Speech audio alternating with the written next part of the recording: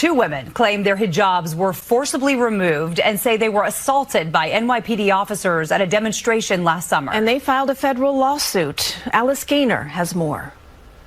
On August 14, 2024, demonstrators calling for a ceasefire in Gaza gathered outside a Kamala Harris campaign event where local Democratic leaders spoke. They then marched to the after party at a Hamilton Heights restaurant. According to NYPD sources, inside, about 20 people caused more than $5,000 in damages to the restaurant. An officer was assaulted. Outside, the chaos continued. 14 people were taken into custody. Two demonstrators and the Council on American Islamic Relations, New York, are suing the city and individual NYPD officers. The 32-page lawsuit filed in Manhattan federal court alleges 20-year-old Zarmeen Azam could not breathe as an officer clutched her throat with one hand, strangling her with the fabric of her hijab. With his other hand, he swung his baton at the protesters trying to help her. 19-year-old Shajneen Hallider.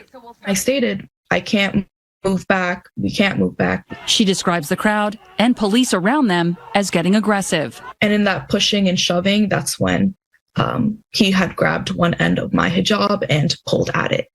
Despite me yelling, "This is my hijab, let go." Hallider says she was also pepper sprayed, but worst of all, she felt dehumanized.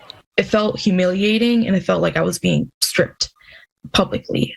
Do you think that what you're alleging was intentional by the officers, or was it something that happened amidst the chaos? More than one woman had her hijab removed in the midst of the protest in a violent act by law enforcement. And this is not the only time that we've seen it. The NYPD declined comment, but a law enforcement source said these wild protesters stormed a community restaurant and created an incredibly dangerous situation. It's clear that the cops did everything they could to protect the patrons and disperse the aggressive crowd, even while getting attacked themselves. No other person of another faith should be experiencing like a head cover or just some type of religious apparel being stripped away from them. Alice Gaynor, CBS News, New York.